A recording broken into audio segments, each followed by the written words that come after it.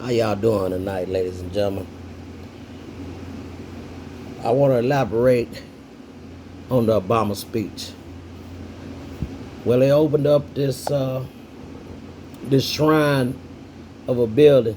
It's got everything in there: parks, basketball court, a little bit of everything, library,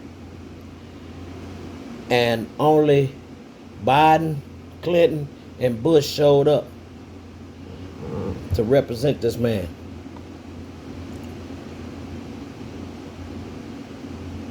His professionalism, his delivery, his respect for human life. Well, we done came a long way. And I noticed our current president wasn't there, but it was star-studded. Jennifer Hudson, she performed. John Legend, uh, uh, Dave Chappelle was in the building. It's a lot of people there.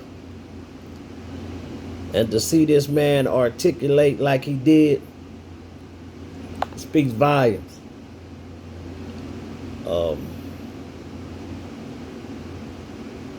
Obama is one president that he kept a cool head at all times.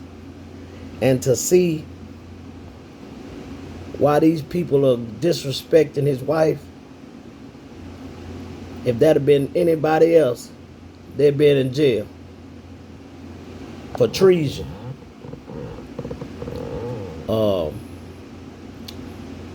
Obama ain't no arrogant individual. He's like an old man. Like you would think his parents is old, an old soul. Then I can't understand why people is disrespecting his wife. I think that was his daddy. I think that was Michelle daddy in the building, and his current wife or girlfriend.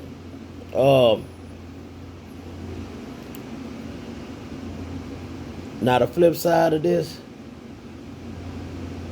man, I wish Obama would have all 10 toes down on the ground, like,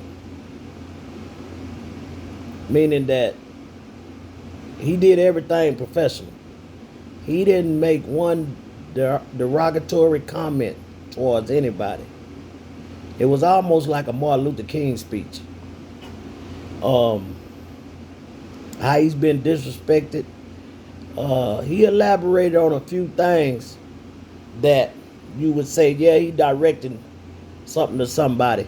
Because when he stated that when he was office, and since he been out of office almost 10 years, and what the United States done been through since them 10 years, we've been through COVID, we've been through multiple wars, we done kidnapped dictators, we done a lot. But guess what? There's one thing that Obama did that didn't sit right with me. He's a hell of an individual.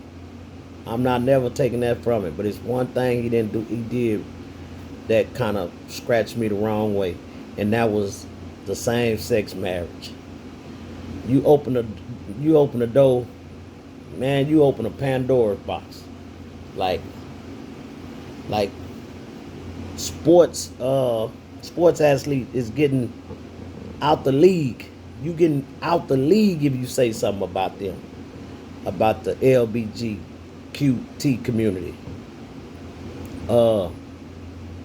I just feel like Obama should have, ruffled some feathers. Like, this is the first president, I mean, in history, that the first lady been assaulted verbally. And even Michelle herself, she was so elegant in her words.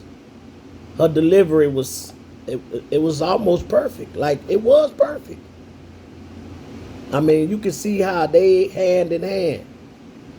I mean, have we heard other presidents and they first lady being attacked, and they don't attack back.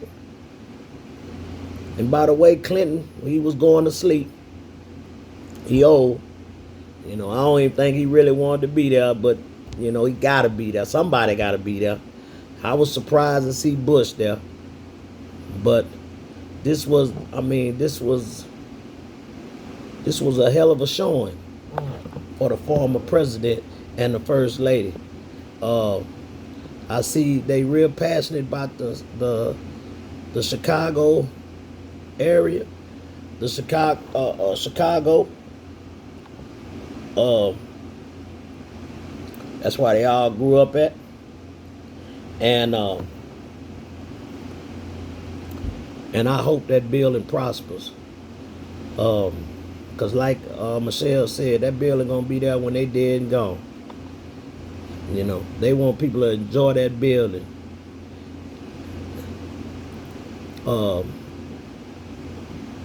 Yeah, Barack didn't even mention Clinton. I mean, he didn't mention Trump. But like he said, all the stuff that done happened after, we done had a raid on the storm the Capitol, the COVID situation, the wars, the kidnapping of people, the going stealing oil, and the inflation that went up. The list goes on, and it is a testament of how far we done came in society, and it seems like we can't get a break.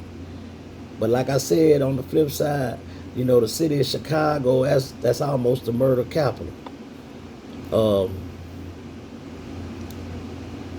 And we as black people, we ain't even looking at the big picture.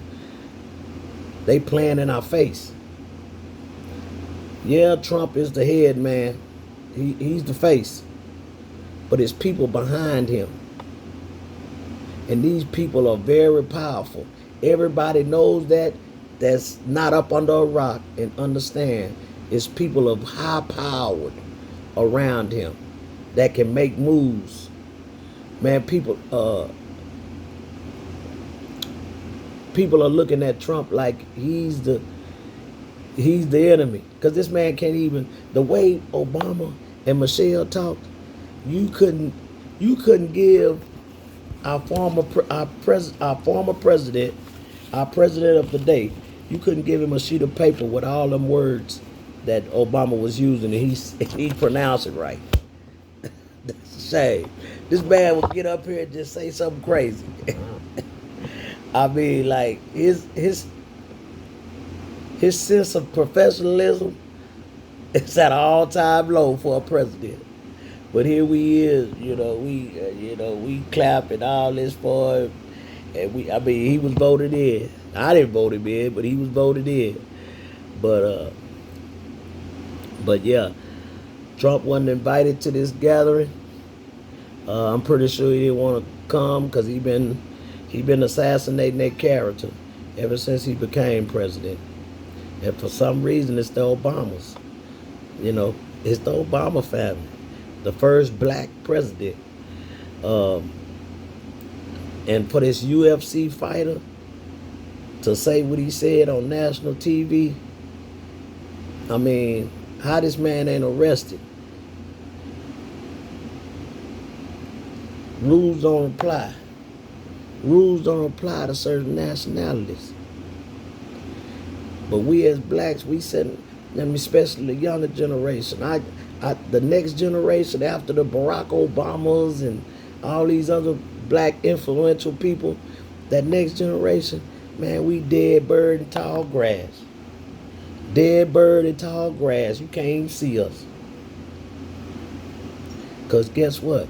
Man, we out here killing each other like it's going out of style.